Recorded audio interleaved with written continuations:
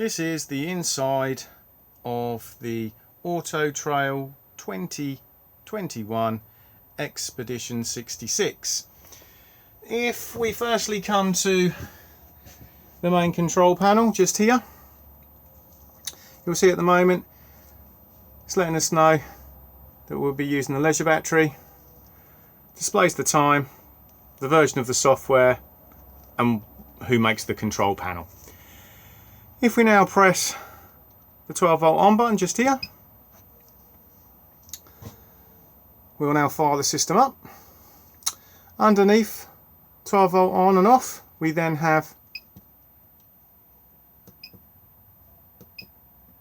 the main lights for the van. All the rest of the lights can then be turned on and off on their own individual switches. We then have water pump on and off. Water pump needs to be on so we can get water out of the taps, flush the toilet and fill the boiler if it's been drained down. You'll see because I've now turned the water pump on, it's also displaying the tank levels, so it's letting us know there's 25% in the fresh tank and 0 in the waste. Next we have awning light on and off. This one here will go through its little menu, as you can see. So it's letting us know the condition of the leisure battery and that it's charging at the moment because we're hooked up to main supply. It's letting us know the condition of the vehicle battery. It's a little bit low at the moment because obviously the van has been sitting. Then we get how much water's in the fresh tank and the waste tank.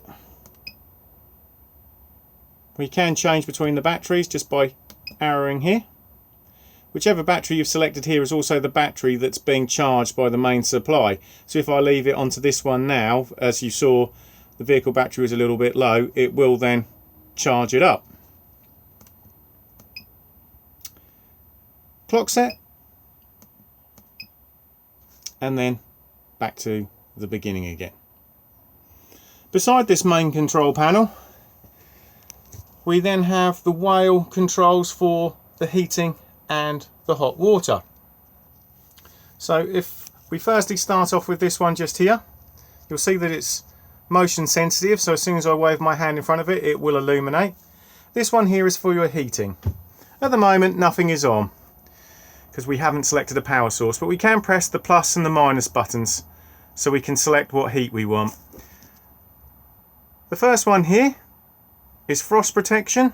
So if we have this little snowflake here and then we select a power source down here, if the temperature inside the van drops below 5 degrees, the heating will just come on just to keep it ticking over just at about 5 degrees to avoid any frost damage. After that, we then have night mode with a little picture of the moon. That will warm the inside of the van to about a comfortable 16 degrees for sleeping. And then after that, we then just get a varied temperature, and usually with these, if you crank it right the way up to the maximum, it will heat the van up to about 30 degrees. Once we've selected our heat, we then want to select our power source. If we're going to use gas, we just press the little flame just here, and you'll see it firstly it will illuminate in blue, and then once it has lit, it will go to an orange. As you can see, it's now lit. Sometimes these can take a little bit longer to light. Sometimes they light virtually instantly. Sometimes it will go out the first time and then light on the second time. It just depends on if there's a little bit of air, etc. in the system. If we now turn it back off gas, we can then come across to this one just here, which is mains electricity. If we press it, you'll see we have three blue lights. If I hold it down, it will cycle between them. One single blue light is 0.75 kilowatts. Two blue lights is about 1.5 kilowatts, and 3 blue lights is 3 kilowatts. Basically with these it is just dependent on the ampage of the site that you're on. Rule of thumb is that if it's a 6 amp site, you only really want to be using a single blue light. A 10 amp site up to 2 blue lights, and if it's a 16 amp site then you can go all the way and use 3. Sometimes it is a little bit trial and error because it does depend on what else you've got on, and it sometimes may trip anyway.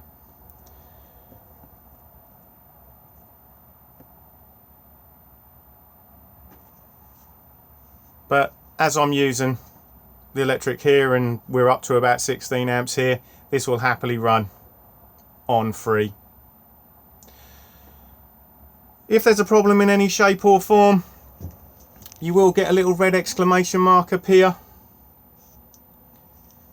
to basically troubleshoot. You can basically, when you've got the red exclamation mark, these will illuminate, and depending on how many have illuminated will be the problem. It will tell you in the little manual that comes in the book pack. Once you think you've rectified the problem, if it's something relatively easy, to reset it, if you can just about see on the camera, there's this little button here. All you do is hold this down for 3 seconds and it will then reset the control panel. If we now move across to hot water, again you've got your plus and your minus. So you have, firstly, again, frost protection. So if you're not using the boiler to heat up hot water, you can pop it onto this, and obviously if the temperature outside drops below usually about 3-4 degrees, it will prevent any frost damage occurring.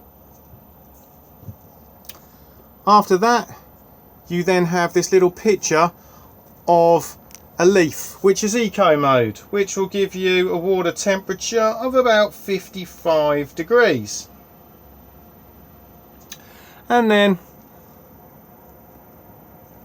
lastly, we then have this little one here, and this will give you a water temperature maximum of 72 degrees. It does depend on the power source that you're using. Again, we have gas just here, just press it and it will again illuminate in blue, and then once it's lit it will go to the orange color. And then we have the same again with the main supply, but this time one single blue light is about 0.38 kilowatts, 2 blue lights 0.75 kilowatts, and 3 blue lights is 1.5 kilowatts.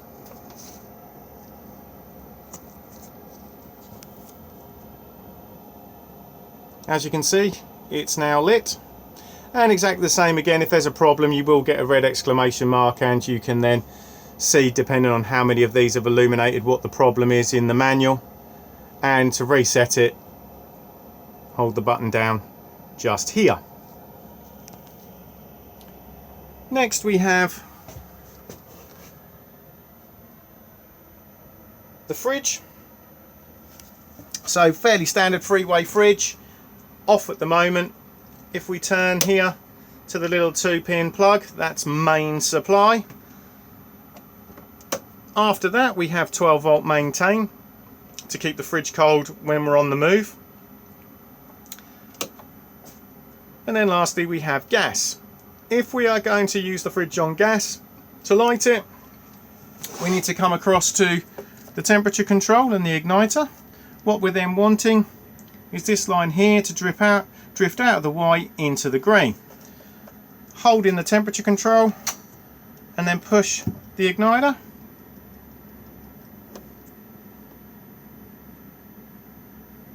If once you let go it stays in the green, you know it's lit. If it drifts back off into the white, just repeat the process, because again sometimes there may be a bit of air in the system. To open the fridge, just push down. Then we have the freezer box just here, which can be removed if required. And then we have the venting point just here. So if you just push slightly in on this and then slide this forward, it will come out like so, and then allow you to hold the door on ajar.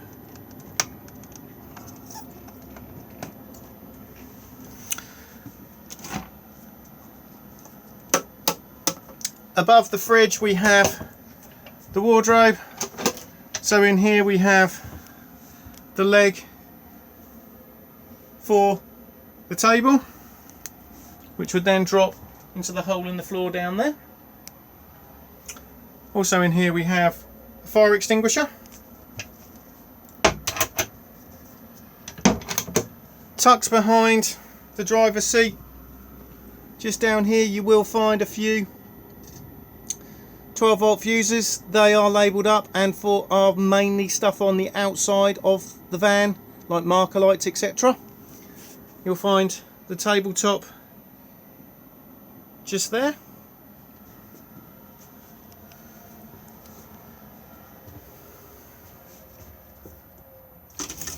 Sink just here. And then the two gas rings. Push in, twist, and push the igniter to light.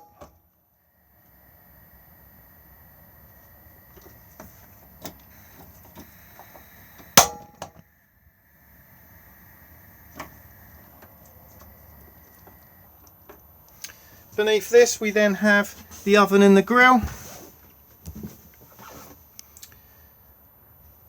For the oven, push in to the left and then just push the igniter, and then it basically lights at the back. You can just about see the blue just at the back there. And then for the grill, push in to the right and again press the igniter to light.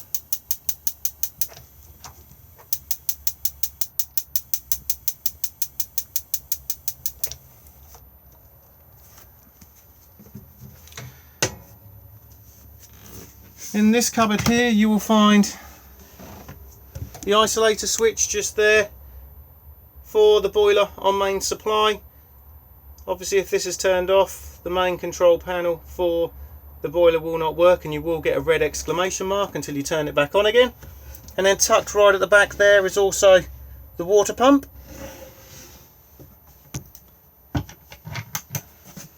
Directly underneath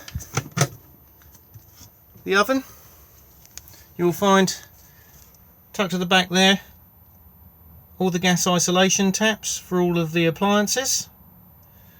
And then you will also find the boiler drain valve just here. So to drain the boiler down for winterization, just twist like so.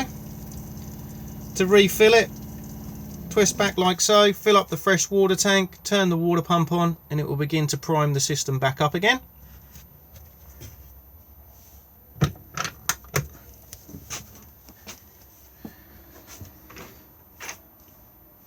Next we have the washroom. So we have the cassette toilet just here. To open to the cassette, just slide just here. Blue button to flush. Make sure the water pump is on. And then close back up again. If this is left open and you try to remove the cassette, it will not come out. The level indicator is just tucked at the back here. It will rotate round to red when it needs emptying.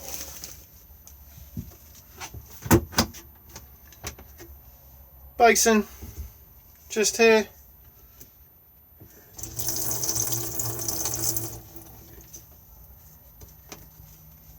When pouring away, just slowly push back and it will then drain off. If you push too quickly, it will splash back at you. Not the end of the world as this is a wet room, but it does save mess. And then we have the vanity cabinet just here.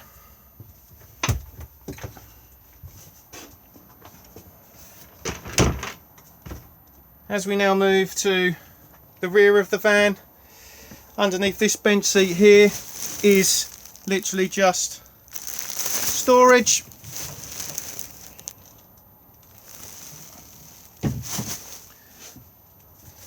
Underneath this one just here we have the leisure battery just here, and then also underneath here you will find the consumer unit. So within the consumer unit here we have the trip switches. So we have the individual MCBs, the main RCD and the test button. they are all labelled up. And then just here you will find the 12-volt fuses, and again they're all labelled up, so if anything's not working, nice and easy to see whether or not a fuse is blown. On the top here you will see this green light here, which is for the battery charger. Obviously we want this on because we want to be able to charge the leisure battery and the vehicle battery when we're hooked up to main supply. The orange one is for the heating and hot water. Again, if that one is turned off, it will just error code on the whale control panel with the little red exclamation mark. This last one here is full system shutdown. So if you are planning on not using the van for long periods of time, you can press this to kill as much residual draw on the leisure battery as possible.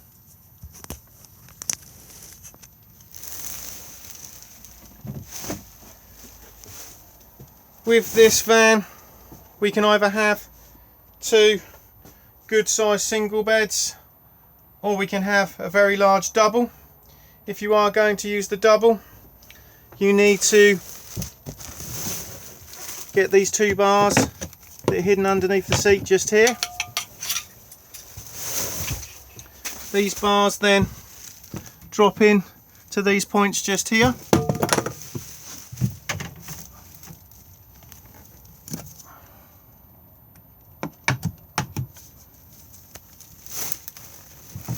So that's one in, and then if I just do the other, like so, this then gives support for when we pull these sections out.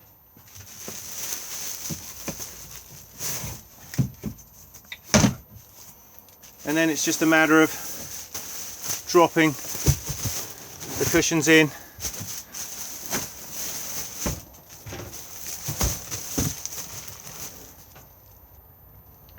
to make a nice large double bed.